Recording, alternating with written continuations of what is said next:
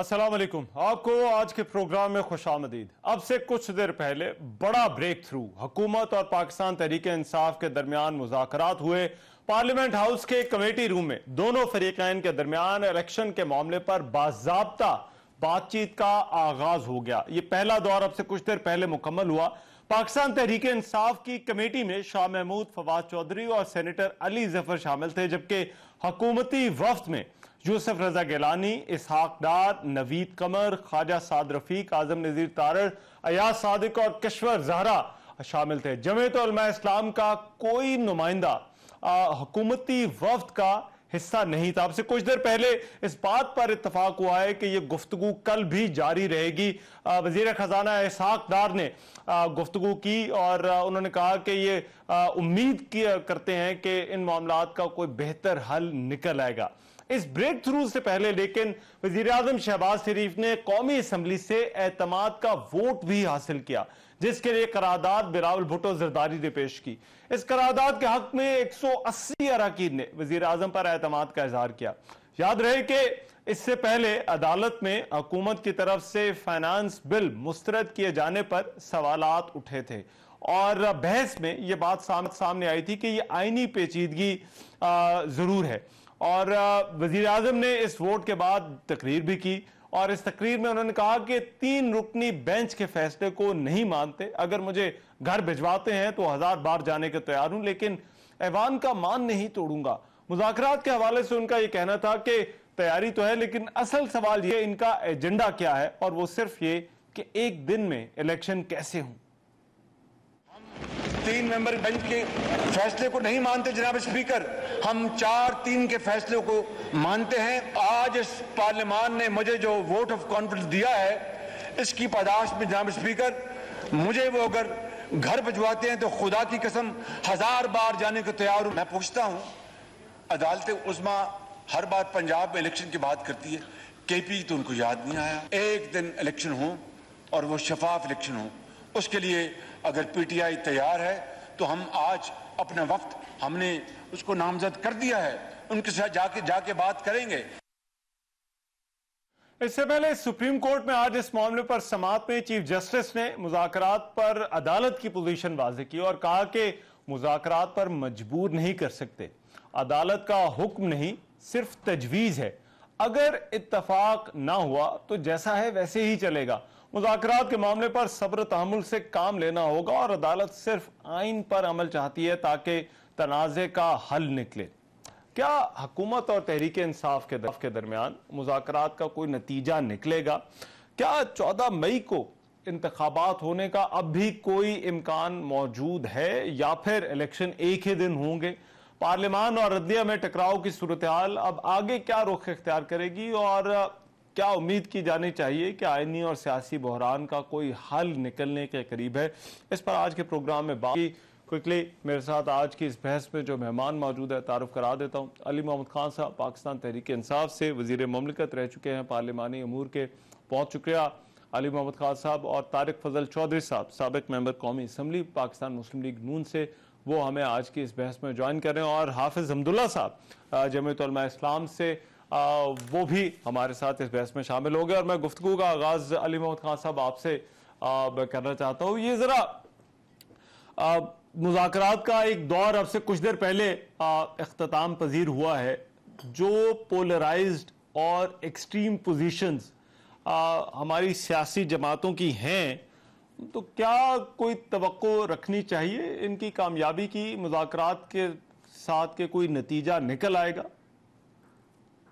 बहुत शुक्रिया। बिस्मिल्लाह रहमान रहीम। अल्लाहुम्मा सल्ली व सल्लिम मुबारक अला सय्यिदिना मोहम्मद व अला मोहम्मद। रहमान साहब, सबसे पहले तो जो हाफिज साहब बैठे हैं, अगर बैठे भी हैं तो मैं ताज़ियत करना चाहूंगा। उनके साथ प्रोग्राम में काफी दिनों बाद बैठा हूँ। मुफ्ती शकूर साहब की जो शहादत हुई है, जो फौतगी उनकी हादसाती वाकया जो हुआ, एक्सीडेंट हुआ, जाहिर है एक्सीडेंट भी शहादत होती है तो बहुत हमें दुख है इसका, क्योंकि मुफ्ती शकूर साहब के साथ पार्लियामान में मैंने काम किया और सादा आदमी, प्यारे आदमी, मलंग आदमी और मोहब्बत और दीन से और रसूल अकरम सल्लल्लाहु अलैहि वसल्लम के सही आशिक रसूल थे। बहुत दुख देके गए हैं वो, हम सबको इसका बड़ा दुख है। आपके सवाल की तरफ आता हूं। देखें, आज हमारे वाइस चेयरमैन साहब मिले हैं इनसे, और फवाद साहब और अली जफर साहब भी, और सुप्रीम कोर्ट में भी वाइस चेयरमैन साहब वाज वेरी कैटेगोरिकल, और उन्होंने पॉइंट ब्लैंक वहीं पे कहा कि हम अभी इसी वक्त यहीं पे भी बात करने के लिए तैयार हैं। ये होती है आपकी क्लैरिटी ऑफ माइंड। अच्छा, अब यहाँ पे ये बात करना कि क्या इससे क्यों नहीं निकलेगा नतीजा, जब आप अच्छी बिल के साथ बैठते हैं और मुल्क के मफाद अगर आपका मुतमईन नजर हो, और मुल्क का मफाद किसमें है? मुल्क का मफाद इसमें है कि ये जितनी भी सियासी अबतरी सिचुएशन बन गई है, इससे निकलने का वाहिद रास्ता क्या है? कुरान में भी अल्लाह फरमाते हैं कि वो अमरुहुम शूरा बैनहुम, कि जब इनके बीच में कोई मसला होता है तो ये शूरा करते हैं। अच्छा। तो अवाम के पास शूरा के लिए आपको जाना है। आईनी तौर पे आपको 3 महीने बाद, वैसे भी जनरल इलेक्शन की तरफ आपकी हुकूमत की टाइम तो पूरी हो रही है, अगर इनके अक्टूबर का टाइम भी आप ले लें तो उससे पहले 2 महीने आपको गैप देना पड़ेगा केयर टेकर सेटअप के लिए।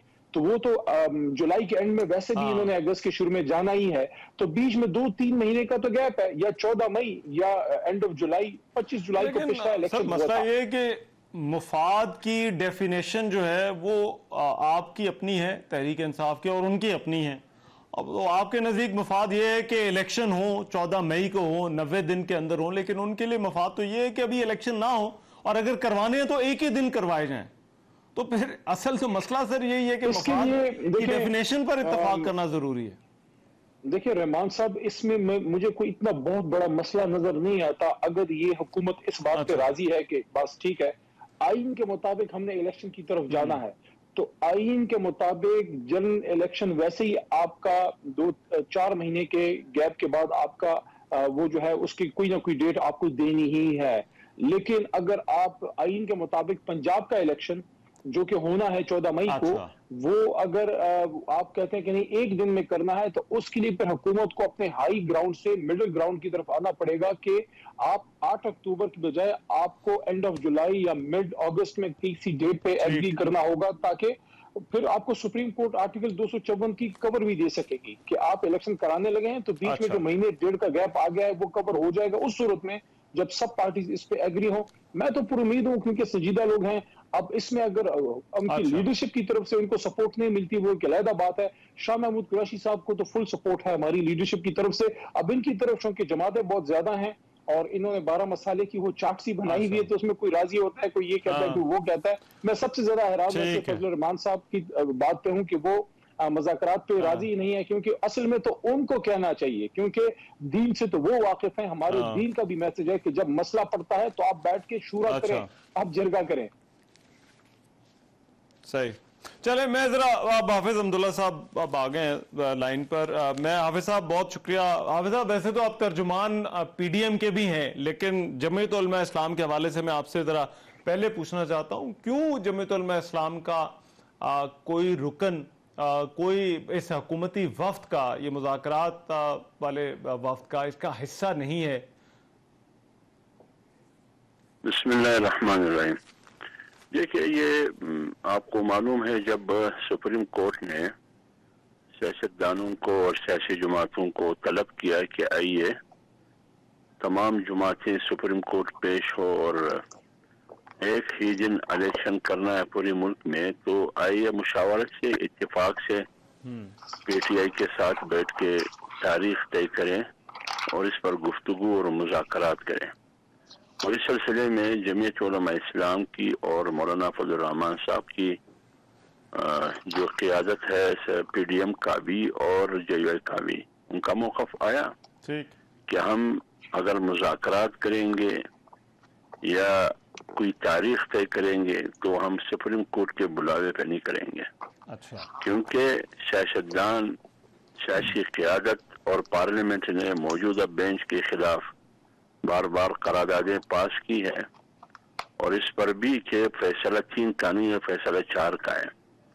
तो लिहाजा अगर हमें ताकत, वो बेशक हथौड़े की ताकत हो, मजबूर करके कि तारीख दे, तो बात यह है कि अगर 90 दिन में इलेक्शन करना आईनी है, बिल्कुल आईनी है, लेकिन 90 से आगे जाके वो गैर आईनी है, तो क्या वो गैर आईनी मुशावरत से हो तमाम सियासी पार्टियों के 90 दिन से अब तो भी गैर आईनी है। अगर अदालत 90 दिन से आगे जाता है तो भी गैर आईनी है। लेकिन ये कौन सी बात है कि मुशावरत से तय करे, बेशक जुलाई में हो, अगस्त में हो, तो ये गैर आईनी काम हमसे क्यों करवाते हैं? और सियासी बातों का मरकज और बातें करना, तय करना, ये तो पार्लियामेंट का काम है, ये तो सुप्रीम कोर्ट का काम नहीं है। लेकिन तो इसलिए मौलाना फजल रहमान साहब ने इसे इख्तिलाफ, ठीक है, आप इसको गैर आईनी कह रहे हैं, लेकिन अगर ये जमातें या हुकूमती वफ्द तहरीक इंसाफ के साथ किसी एक नुक्ते पर इत्तफाक कर लेता है, तो क्या वो जो इत्तफाक होगा या नतीजा होगा, क्या आप उसको जमीयत उलमा इस्लाम मानेगी? देखिए, अभी तो मुज़ाकरात हो रहे हैं मेरे ख्याल में पार्लियामेंट में। अभी तो सीनेट की तरफ से भी वफद है, उसमें कौमी असम्बली के अराकीन भी है, पीपल्स पार्टी के भी है, PMLN के भी है, दूसरी तरफ से PTI की भी है। जमीयत उलमा इस्लाम उसका हिस्सा नहीं है। और हमने फैसला ये किया है कि हम पार्लियामेंट तो अपनी जगह पर, वहाँ भी हम अपना मौक़िफ़ पेश करेंगे जैसे कि हमने पेश किया, हम आवाम की अदालत में जाएंगे। और जमीयत उलमा इस्लाम ने फैसला किया कि असल हाकिमियत मुल्क में पार्लियामेंट की है, यानी क्योंकि अवाम असल में हाकिमियत अवाम की है और अवाम की बिहाफ पे असल हाकिमियत पार्लियामेंट की है, तो लिहाजा पार्लियामेंट की हाकिमियत को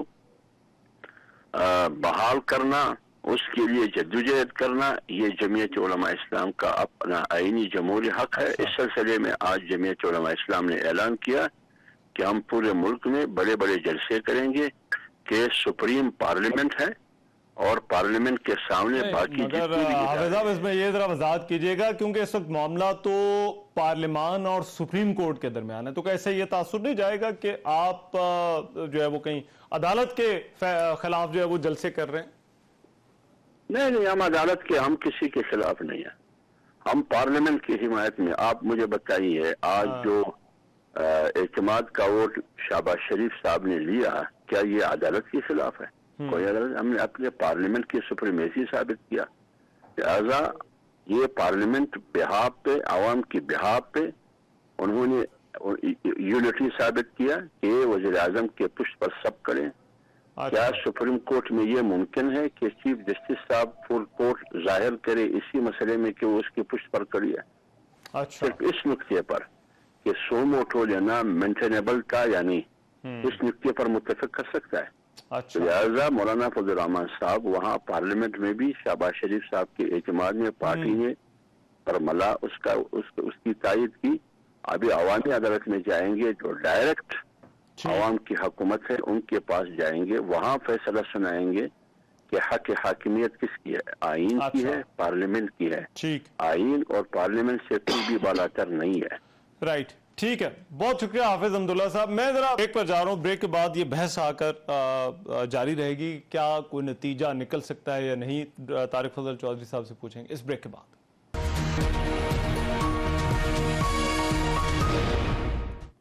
ब्रेक के बाद प्रोग्राम में एक मरतबा फिर से खुशामदीद। मुज़ाकरात को कोई नतीजा निकलेगा या नहीं, मैं अली मोहम्मद खान साहब एक चीज़ की ज़रा वजाहत फरमाइएगा। तहरीक इंसाफ लचक तो दिखा रही है कि हम बातचीत के लिए तैयार हैं, तारीख भी आगे जा सकती है, लेकिन साथ ही साथ आपका क्योंकि एक लीगल स्टांस है सारे मामले में और वो है कानूनी पोजीशन पे, तो कानूनी पोजीशन तो ये है कि जो वो होना चाहिए जो आइन कहता है। तो ये क्या इससे ही मुज़ाकरात में अगर कोई आगे चीजें पीछे होती हैं तो क्या इससे ये तासुर नहीं जाएगा कि अगर सियासी जमातें इत्तफाक कर लें तो आइन अपनी जगह पर, लेकिन इलेक्शन जो है वो आगे पीछे भी जो है वो हो सकता है। सो आपको नहीं लगता कि इसमें भी कानूनी पेचीदगी है? देखिए, उसको जाहिर है, आपको याद होगा जब मोहतरमा बेनज़ीर साहिबा फौत हुई थी, शहीद हुई थी, तो उसके बाद इलेक्शन थोड़ा आगे किया गया था। एग्जिजेंसी में सुप्रीम कोर्ट उसको आर्टिकल 254 की कवर मेरे ख्याल में दे सकती है, लेकिन उसकी सूरत यह है कि तमाम स्टेक होल्डर उस डेट पे एग्री हों और सुप्रीम कोर्ट को ये यकीन दहानी कराई जाए कि जो आपने इलेक्शन का ऑर्डर किया है वो हो रहा है, लेकिन कुछ डिले के साथ। तो आर्टिकल 254 आपको ये कहता है, उसका खुलासा ये जिस्ट ये है कि आपने अगर कोई आईनी काम करना है और आप वो करते हुए कोई टाइम आपका निकल जाता है, तो सिर्फ इस वजह से कि उस मुकर्रर टाइम में वो आईनी काम आप पूरा नहीं कर सके, तो वो एक्सटेंशन की वजह से, टाइम के थोड़ा ज्यादा होने की वजह से वो काम गैर आईनी नहीं हो जाएगा। लेकिन उसमें सूरत ये होती है कि आपको ये अपनी इंटेंशन शो करनी है कि आपने वो काम करने लगे हैं। अगर आपकी कोई इंटेंशन नहीं है, आप दरे बैठे में फिर कहते हैं नहीं मुझे 2 महीने का गैप दे दे, वो फिर उसमें आर्टिकल 254 का कवर नहीं होगा। तो आज अगर सुप्रीम कोर्ट ने तमाम जमातों को ये डायरेक्शन दी है, एडवाइस किया है, इनफैक्ट मैं इसको ये लफ्ज यूज करूंगा कि आप बैठ के मसले का हल निकालें, तो एक डेट पे अगर वो एग्री होते हैं तो आपको वो कवर मिल जाएगा। दूसरा, मैं कोई आज मेरा तीसरा पत्नी कौन सा प्रोग्राम है जिसपे मैं ये बात बार बार कर रहा हूं कि ये हुकूमत अगर अपने ग्राउंड को छोड़ के थोड़ा सा नीचे आती है एक डेट के लिए, क्योंकि एक डेट की बात हम नहीं कर रहे, वो कह रहे हैं, हम तो कह रहे हैं कि आइन के मुताबिक पंजाब केपी का पहले करें, खैबर पख्तूनख्वा का, और वो जब टाइम पूरा होगा वो कह रहे हैं कि नहीं हमें फाइनेंस का इशू है तो एक डेट पे करें। उसमें मैं ये कहना चाहूंगा, आपके प्रोग्राम में भी मैंने उस पर थोड़ा सा बात की कि 8 अक्टूबर की डेट अगर आप ले लें, हम तो उसको बात ही नहीं हो रही, कोई फैसला नहीं हो रहा, और वजीर आजम ने आज इसका गिला किया। जरा मुझे इजाजत दें, मैं डॉक्टर साहब से जरा पहले पूछ लूं क्योंकि बातें बहुत सारी हो गई हैं। डॉक्टर साहब, तहरीक इंसाफ का मौकफ ये है कि मुज़ाकरात की कामयाबी और नाकामी का इन्हिसार इस बात पे है कि हुकूमत क्या चाहती है और हुकूमत की कोई विल है या नहीं है।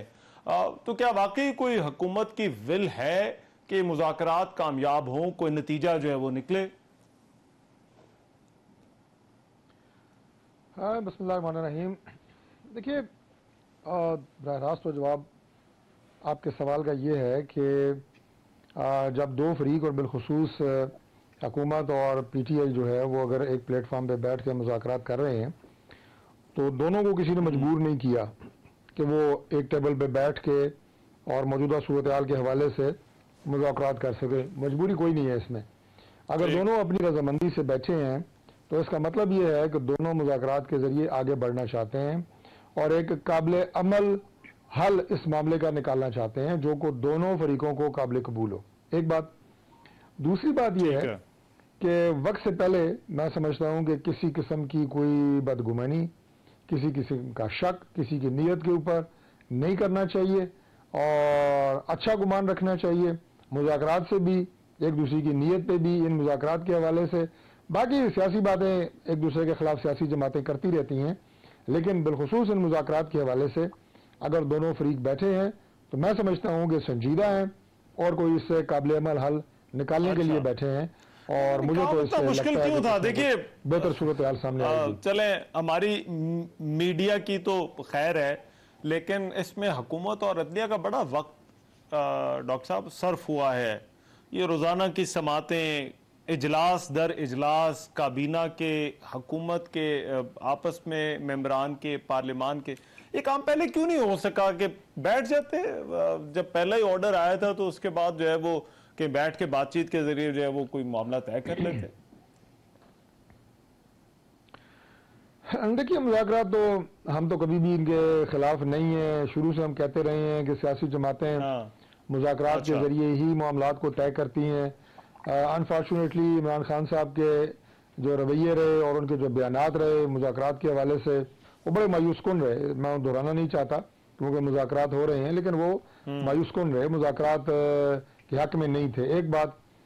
दूसरी बात यह है कि ज़रा थोड़ा सा अगर ब्रॉडर पिक्चर में देखा जाए तो रहमान भाई, मसला ये है कि कौमें, मुल्क, इदारे बहुत सारे ऐसे इम्तहानों से गुजर के बनते हैं और हमारे जो इदारे हैं अनफॉर्चुनेटली वो अपना काम करें ना करें दूसरे की डोमेन में ज़रूर घुसते हैं। ये आप ये कहें कि हमारा एक वतीरा रहा है माजी में, और आहिस्ता आहिस्ता तजर्बे से कोई थोड़ा धक्के धुक्के मार के, धक्के धुक्के खा के ही इदारे जो हैं वो सीखते हैं कि किस इदारे ने अपनी किस तरह काम करना है, अपनी डोमेन में रहना है, आइन के मुताबिक चलना है। और वो मैं समझता हूँ कि बेहतरीन एक ये प्लेटफॉर्म, आप प्लेटफॉर्म कह लेंगे, एक बेहतरीन स्ट्रेटजी या एक बेहतरीन मंतकी अंजाम होता है जहाँ तक आप लर्न करते हैं और उसके बाद आपका मुल्क जो है वो बहुत तेजी से आगे बढ़ता है। कोई किसी के काम में मुदाखलत नहीं करता, अपना काम सारे दिल जमा के करते हैं। तो इस तरह की थोड़े बहुत हैंकी फैंकी होती रहती है, कोई परेशान ना हो। अच्छा, ठीक है, परेशानी वाली बात नहीं है। लेकिन अली मोहम्मद साहब, आपको लगता है कि ये मामला जो पार्लियामान और अदलिया के दरमियान है, ये जो टेंशन इस वक्त है, तो अगर ये मुज़ाकरात का कोई नतीजा निकल आता है तो फिर ये टेंशन भी खत्म हो जाएगी? देखें, ये डॉक्टर साहब ने हैंकी पैंकी की बात की है तो मेरे कान खड़े हो गए हैं कि ये शायद अपनी पुरानी आदत से जाने वाले नहीं हैं। लेकिन बहरहाल हम भी एक दूसरे को पुराना जानते हैं। हम पीटीआई और मैंने कहा अच्छा गुमान रखें, बात गुमानी ना करें। वो बात नहीं सुनी आपने मेरी। तो बहरहाल उन्होंने कहा ये रूटीन, पता नहीं अब वो क्या कहना चाह रहे हैं तो खुद ही वजाहत कर सकते, लेकिन मैं जो समझा उन्होंने कहा रूटीन मैटर है। देखिए इसको पार्लियामेंट और सुप्रीम कोर्ट की लड़ाई की शक्ल देना वो बड़ी ही नामुनासिब सी बात है, क्योंकि पार्लियामेंट सिर्फ ये लोग नहीं है। 100 के करीब बंदा तो बाहर बैठा है। 342 का ऐवान है। आज शहबाज साहब ने 180 की शायद ली है, एतमाद का लिया है, तो वही उनके बंदे हैं जो इधर उधर से इकट्ठे करके बैठाए हुए साथ। तो मैं कहता हूं उनको रोज एतमाद का वोट लेना चाहिए ताकि कुछ तो दिल लगी रहे, क्योंकि काम शाम तो वैसे भी इनका कुछ करने का है। 180 तो उन्होंने पूरा कर लिया, इसका तो क्रेडिट दे उन्हें। तो देखिए मुझे 180 बंदा तो किया उन्होंने। यहाँ पे हाफिज हमदुल्ला साहब की आपने बात सुनाई कि पता नहीं हमारे मोहतरम अमीर कायद मिल्लत इस्लामिया जनाब मौलाना फजल रहमान साहब, वो कहते हैं कि हमने अवाम के पास जाके वहां से कोई उनसे पता नहीं कि मैंडेट लेना है, कुछ करना है पार्लियामान की सपोर्ट में। तो ये तो बड़ी अच्छी बात है, लगे हाथों उनसे वोट भी ले लें। जलसे करने जा रहे हैं, लगे हाथों वोट भी ले लें। लेकिन वो बात आप करते हैं तो फिर फजल रहमान साहब, शहबाज साहब और जरदारी साहब का मुंह का जायका वो फीका हो जाता है, बल्कि कड़वा हो जाता है। इस वक्त जिस तरह बच्चे कोनीन की गोलियों से डरते थे, वो मुंह का जायका कड़वा होता था। इनको इलेक्शन की बात करें और उनको सारी बातें करें, इनको अवाम की बात, इलेक्शन की बात ना करें। तो ये जो इस वक्त बैठे हैं वहां, मैं तो ये हैरान हूं। दुआ मेरी है कि ये डायलॉग कामयाब हो, क्योंकि ये हमारे पास एक अपॉर्चुनिटी है। मेरा तो दिल का ही दर्द है, अफसोस है कि हम तकरीबन मैं 2013 से इस पार्लियामेंट का, मैं डॉक्टर साहब हिस्सा थे, और अभी मेरी दुआ है कि ये दोबारा पार्लियामेंट में आए। लेकिन मेरी ये अलमिया है हमारा कि हर साल 6 महीने बाद सियासतदान अपने मसले हल करने सुप्रीम कोर्ट में बैठे होते हैं। तो ये सुप्रीम कोर्ट ने उनको दोबारा अच्छे बच्चों की तरह वो कहे कि जाके अच्छे बच्चे बने, बैठे अपने सियासी मसाइल खुद हल करें। हमारे पास आएंगे, देखें, लेकिन आप ये बताइए, देखिए हमारे पास आएंगे तो इस वक्त सारी बात, आईन का हथौड़ा, देखें आईन का हथौड़ा जब पड़ता है ना, आईन का, कानून का, तो आईन का हथौड़ा फिर सियासी मोशगाफियों को, उनको भी सीधा कर देता है, क्योंकि आईन का हथौड़ा गैर सियासी होता है। अब अगर हम लोग इसको हल नहीं कर पाते, खुदा न खास्ता, तो फिर सुप्रीम कोर्ट क्या कहेगी? आज उन्होंने कह दिया कि 14 मई का फैसला तो मौजूद है, फिर पंजाब का इलेक्शन पहले होगा, इनका फिर कौमी का बाद में होगा, और ये फिर 5 साल बाद। नहीं सर, केपी के इलेक्शन, केपी के पंजाब का ऐसा लग रहा है अली मोहम्मद खान साहब के सारा फोकस ही पंजाब के इलेक्शन पर है। केपी के इलेक्शन पे क्यों उतनी बात नहीं हो रही? क्योंकि असम्बलियां तो साथ ही तकरीबन 2-3 दिन के वक्त से जो है गई थी। मेरे ख्याल में ये अजीब सा एक मामला है, लेकिन वो भी इसी हुकूमत की कारस्तानियां हैं, क्योंकि पंजाब का फैसला इसलिए आ गया कि वहां जो डेट का मसला था वो तो सदर मुमलिकत साहब ने हल कर दिया। जब डेट आ गई उसमें इलेक्शन कमीशन की पोजीशन वाज़ेह हो गई, तो उस पर फैसला आ गया। खैबर पख्तूनख्वा में जो गवर्नर साहब बैठे हैं वो पता नहीं शायद समझते हैं कि वो जो और कैरो साहब थे, हमारे पहले गवर्नर थे पख्तूनख्वा के, अंग्रेज के जमाने के, तो ये अपने आप को शायद अंग्रेज के जमाने के गवर्नर समझते हैं कि 50 साल के लिए बैठे हैं। और भाई आपका काम था इलेक्शन कराने के लिए आप आए थे, आपने डेट देनी थी। तो चूंकि वो अनरिप्रेजेंटेड चले गए सुप्रीम कोर्ट में, उनका वकील पेश नहीं हुआ, उनका मौकफ नहीं आया, उनकी डेट नहीं आई, तो ये बॉल सुप्रीम कोर्ट ने गवर्नर साहब के कोर्ट में फेंकी कि आप अपनी रिप्रेजेंटेशन तो भेजें, अपने वकील को तो भेजें। मेरे ख्याल में अगर ये मुज़ाकरात किसी मंडे ये बैल नहीं चलती तो ये 14 मई और खैबर पख्तूनख्वा के बीच में महीने से ज्यादा का गैप नहीं होना। तो ये इस वक्त ऑल आईज और ऑन पार्लियामेंट के, पार्लियामेंट के अंदर से मुज़ाकरात के जरिए सियासतदान सियासत का मसला सियासी अंदाज में निकालें, क्योंकि जब भी सियासी मसले का हल वहां से कोई नतीजा निकले तो निकले से निकालने की कोशिश की गई है, तो फिर डॉक्टर तारिक फजल चौधरी साहब जैसे शरीफ लोग फिर जो है रोते हैं कि ये देखो अब आइन की बहाली की तहरीक, डॉक्टर साहब इनको कहते हैं, तो हम इनको कहते हैं कि सियासी मसाइल का सियासी हल निकालें, लेकिन ये मैं ना मानू है, ये कहते हैं मैं नहीं मानता, हम आइन को अभी कहते हैं हम 4 दिन का फैसला, कहते हैं फलाना। जी अच्छा डॉक्टर साहब, आज तो खैर उन्होंने तकरीर में बहुत सारी बातें की, वो मैं जरा बाद में पूछूंगा, लेकिन ये एतमाद के वोट पे तहरीक इंसाफ तो ये कह रही है कि 20 बंदे हमारे डाले हैं, तो फिर कहीं जाके शहबाज शरीफ साहब से ये 180 वाला नंबर जो है वो पूरा हुआ है।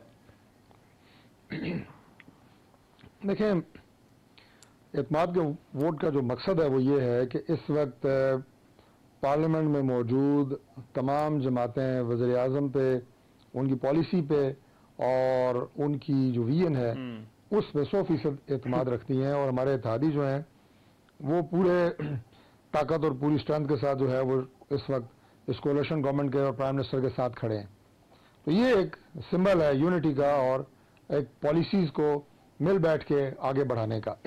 और मैं समझता हूँ कि इस वक्त जहाँ पे तरह तरह की बातें हो रही थी, ये एक मजबूत पैगाम आना पार्लियामेंट से बहुत ज़रूरी था। दूसरी बात यह है कि एतमाद का जो वोट होता है, अगर आपने कोई सिंपल बिल पास करना हो पार्लियामेंट से या कौमी असम्बली से, तो जो ऐवान में मौजूद मेंबरान होते हैं उनकी अक्सरियत काफ़ी होती है। अगर वहाँ पे 100 मेंबर हाजिर हैं उस वक्त, तो 51 अगर कोई बिल पास करना चाहे तो बिल पास हो सकता है। लेकिन एतमाद का वोट या प्राइम मिनिस्टर जो हैं वो असेंबली की जो पूरी तादाद है उसका 50% से ज़्यादा उनको अगर हासिल होता है तो उसे कहते हैं एतमाद का वोट। और आज प्राइम मिनिस्टर साहब ने जो असेंबली की पूरी स्ट्रेंथ है 342, अच्छा, उसका जो आधा बनता है उससे ज्यादा मेंबरान का से एतमाद का वोट लिया, जिसका मतलब यह है कि ये एक मुकम्मल एतमाद का वोट है और इसमें किसी तरह का कोई लेकिन प्राइम मिनिस्टर को ये क्यों लग रहा है कि दूसरी तौहीन अदालत की, डॉक्टर साहब प्राइम मिनिस्टर को जरा वजाहत कीजिएगा, प्राइम मिनिस्टर को क्यों लग रहा है कि तौहीन अदालत की नौबत आ सकती है? उन्होंने पहले भुट्टो साहब के केस का जिक्र किया, फिर उन्होंने मियां नवाज शरीफ का जिक्र किया, फिर यूसुफ रजा गिलानी का कहा और फिर आखिर में कहा कि मैं इस हाउस का मान रखूंगा, अगर मुझे भी जाना पड़ा तो मैं चला जाऊंगा। तो ये क्यों लग रहा है वजीर आजम को कि ये नौबत आ सकती है और उन्हें घर भिजवाया जा सकता है? देखिए, मियां नवाज शरीफ साहब और यूसुफ रजा गिलानी साहब के दौर में एक बात तो मैं टेक्निकल आपके सामने रखूंगा और उसके बाद मैं सियासी बात भी इस मौजू पे करूंगा। टेक्निकल बात तो ये है कि उस वक्त जो प्राइम मिनिस्टर थे, जिन्हें तौहीन अदालत आप कह लें या दूसरे मियां नवाज शरीफ साहब को भी एक गलत फैसला मैं उसे कहूंगा, नाजायज तौर पे उन्हें घर भेजा गया। उस वक्त वो चीफ एग्जीक्यूटिव थे, दोनों वज़ीर आज़म चीफ एग्जीक्यूटिव थे और फेडरल गवर्नमेंट का इख्तियार वज़ीर आज़म इस्तेमाल करता था। और उसी बुनियाद के ऊपर प्राइम मिनिस्टर ने हियरिंग की यूसुफ रजा गिलानी के खिलाफ, और प्राइम मिनिस्टर नवाज शरीफ के खिलाफ भी उन्होंने एक झूठा और मनगढ़ंत केस जो है उसकी बुनियाद पर उन्हें घर भेजा। अब जो है सूरत हाल मुख्तलिफ है। सुप्रीम कोर्ट की एक डायरेक्शन के मुताबिक ही जो प्राइम मिनिस्टर है वो फेडरल गवर्नमेंट का इख्तियार इस्तेमाल नहीं करते, बल्कि वो कैबिनेट इस्तेमाल करती है।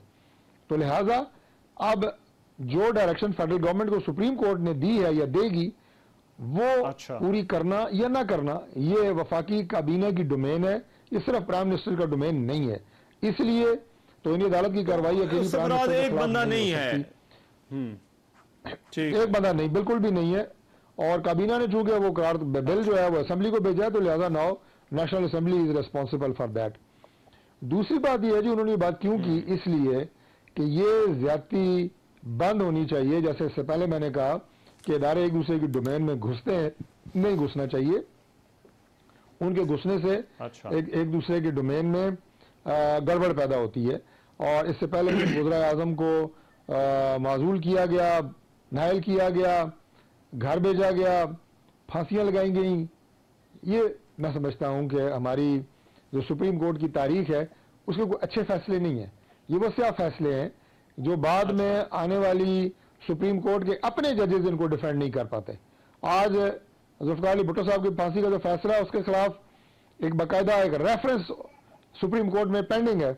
आज सुप्रीम कोर्ट उसे सुनने की जरूरत नहीं कर रहा, क्योंकि आज अगर वो केस खुलता है अदालत में और वो सुना जाता है दोबारा, तो यकीनन बायस शर्मिंदगी होगा, वो फैसला नहीं होना चाहिए था। इसी तरह ये रेफरेंस जो गिलानी साहब का था, ये फैसला जो मियां नवाज शरीफ साहब के खिलाफ हुआ, मैं आज आपको बता रहा हूं कि ये रेफरेंस सुप्रीम कोर्ट में जाएंगे और ये रिवर्स होंगे।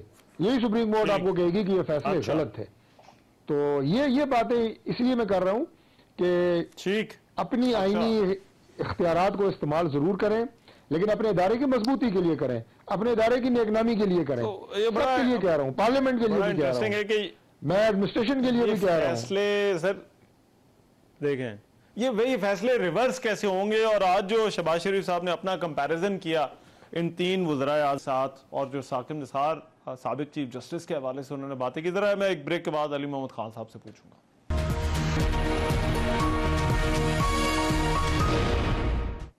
ब्रेक के बाद प्रोग्राम में एक मरतबा फिर से खुशामदीद। अली महमूद खान साहब, ये तौहीन अदालत वाला जो आर्गूमेंट है, क्या वाकई इसमें अब वजीर आजम तो ये कह रहे हैं कि वो तो तैयार है इसके लिए, वो घर जाने के लिए भी तैयार है, लेकिन कानूनी तौर पर क्या ये आर्गूमेंट ठीक है कि तौहीन अदालत नहीं लग सकती, क्योंकि वफाकी हुकूमत का मतलब काबीना है और फिर किसी एक शख्स को इसमें पिन पॉइंट जो है वो नहीं किया जा सकता, और अगर किया गया तो फिर ये पहले वाले फैसलों की खिलाफ वर्जी होगी।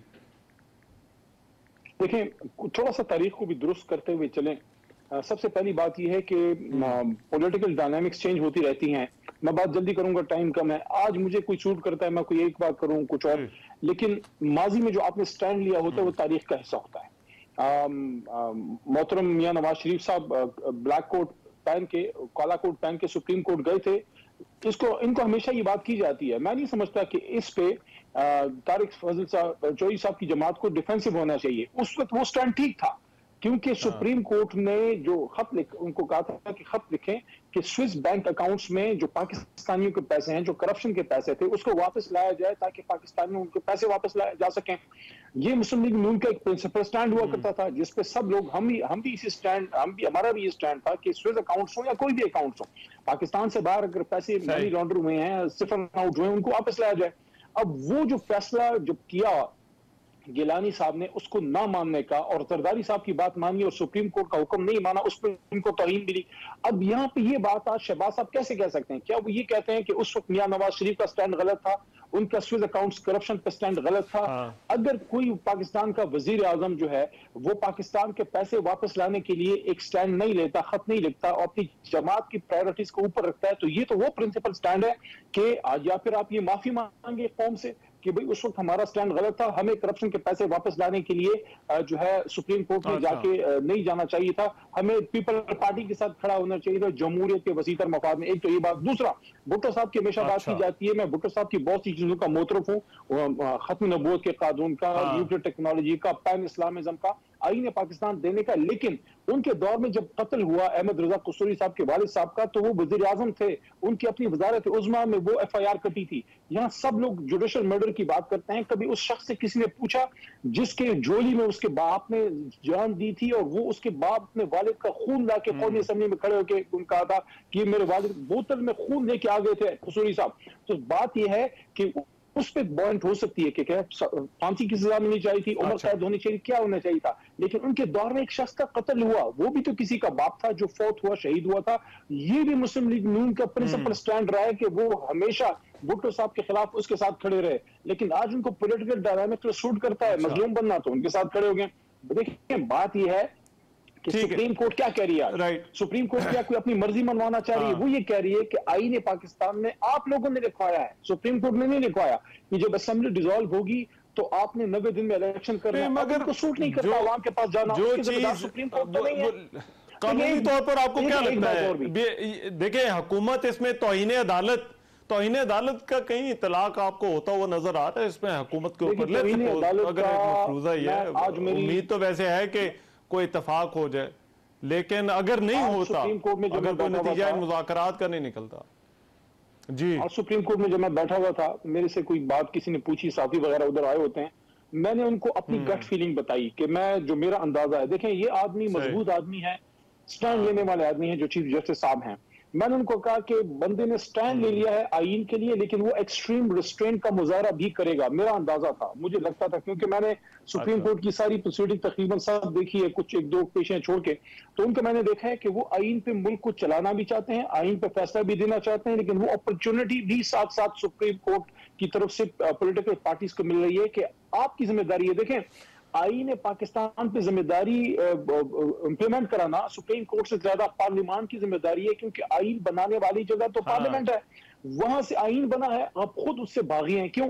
क्योंकि फिर वही बात है, वो क्या कहते हैं कि हर बात की तय में एक बात होती है, वही सारी बात होती है कि आप अगर इलेक्शन करेंगे तो अवाम के पास जाना पड़ेगा, अवाम के पास जाना पड़ेगा, तो डॉक्टर साहब के जो लीडर है उनको रात को नींद नहीं आएगी। ये मसला है सर, वो तो आज उन्होंने कहा 2018 वाला इलेक्शन भी खोलें। आज तो वज़ीर आज़म ने अपनी तकरीर के अंदर कहा है कि 2018 और स्पीकर से मुतालबा किया है कि 2018 के इंतखाबात की तहकीकात जो नतायज हैं उसकी तहकीकात करें। लेकिन डॉक्टर साहब इसमें इस चीज़ की ज़रा वजाहत कीजिएगा कि ये जो बात अली मोहम्मद खान साहब जो है वो कर रहे हैं, अब इसमें तहकीकात से भी क्या मिलेगा? जो स्पीकर को तहकीकात का मुतालबा जो है वो किया जा रहा है, और फिर अब बिलफर्ज अगर इन मुज़ाकरात का कोई नतीजा नहीं निकलता तो क्या 14 मई को आपको इंतखाबात होने का कोई इम्कान नजर आ रहा है? हाँ, मुख्तसर सी बात मैं करूंगा कि अली मोहम्मद खान साहब ने ये बात की कि केसेस जो हैं उस पर कोई करप्शन का उन्होंने हवाला दिया।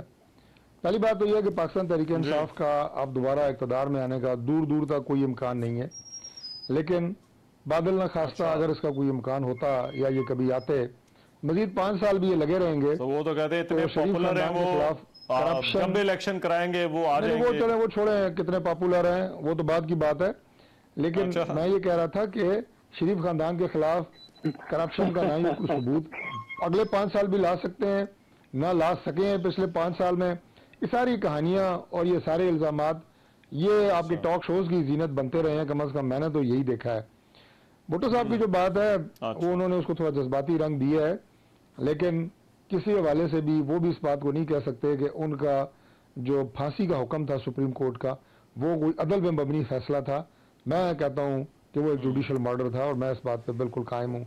मैं पीपल्स पार्टी से नहीं हूं, ना मेरा कोई उनसे एज ए जमात कोई एफिलिएशन है, लेकिन ये बात जो है ये हिस्ट्री है और हिस्ट्री के आपको पता होना चाहिए कि हिस्ट्री में जो हकायक हैं वो सही हैं या गलत हैं, चाहे वो किसी के साथ भी हुए हो, लेकिन कम से कम आपको ये पता होता है या होना चाहिए कि क्या सही हुआ था और क्या गलत हुआ था।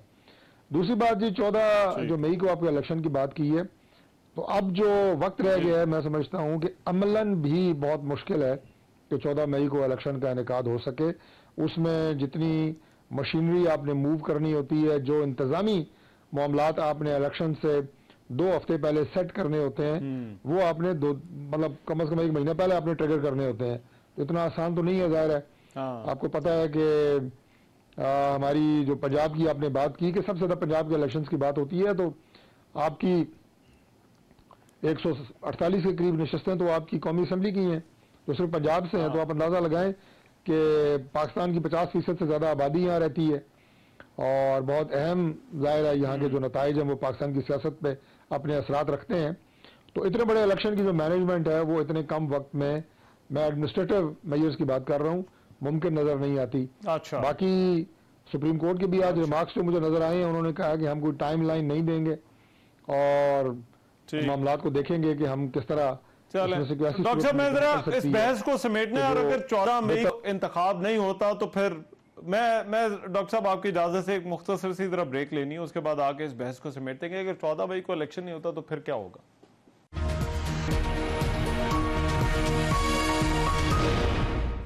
ब्रेक के बाद प्रोग्राम एक बार फिर से खुशामदीद। जरा बहस को समेटते हैं।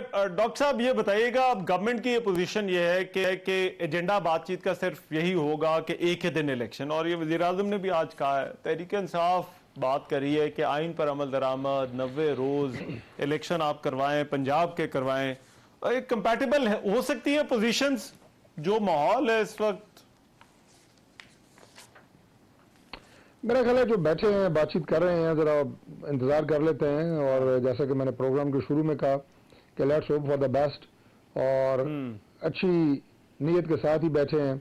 गुमान अच्छा रखना चाहिए कि उसका नतीजा बिल्कुल अच्छा निकलेगा, मुल्क के लिए खैर की खबर होगी। और इदारों के हवाले से भी दोबारा मैं ये बात कहूँगा कि इदारे भी अगर एक दूसरे की डोमेन, रिस्पेक्ट, पोजीशन और सबका ख्याल रखेंगे तो उसी में मुल्क की खैर है, उसी में सिस्टम की खैर है, और इसी से पाकिस्तान आगे बढ़ेगा। जो मैं समझता हूँ कि हम सब की कोशिश भी है और ख्वाहिश भी है। आपको लग रहा है कि मिडिल ग्राउंड ढूंढा जा सकता है? अगर ये दोनों पार्टियां बैठें, मिलें, कुछ ना कुछ रास्ता निकल सकता है? देखिए रास्ता बिल्कुल निकल सकता है, और बाज़ औक़ात आप यकीन करें कि ऐसा रास्ता भी निकल आता है कि जो अभी जैसे कि आपके प्रोग्राम में उसके मुख्तलिफ पहलुओं पे गुफ्तगू हुई, मुख्तलिफ ऑप्शंस पे डिस्कस हुआ। आज अगर पाकिस्तान में एक दिन में 60, 70, 100 टॉक शोज होते हैं, तो उसमें हर टॉक शो में अगर 2-2 ऑप्शन डिस्कस करें तो ये 200 ऑप्शंस बनती हैं, लेकिन बाज़ का जब आप बैठते हैं बात करते हैं तो बिल्कुल एक डिफरेंट ऑप्शन निकल आती है और वो काबिल अमल होती है, वक्त की जरूरत होती है, दोनों पार्टियों को काबिल कबूल होती है। तो इसीलिए मैंने कहा कि अभी जब बैठ के गुफ्तगू हो रही है तो जंप नहीं करना चाहिए किसी कंक्लूजन के ऊपर। Let's hope for the best. मैं आपको उम्मीद है कोई आदमी हूँ और हमेशा अच्छी की उम्मीद रखता हूँ, कोई डिफरेंट ऑप्शन की। अली भाई, आपको भी यही लगता है कोई डिफरेंट ऑप्शन जो है वो निकल आएगी, या फिर देखिए where there is a will there is a way।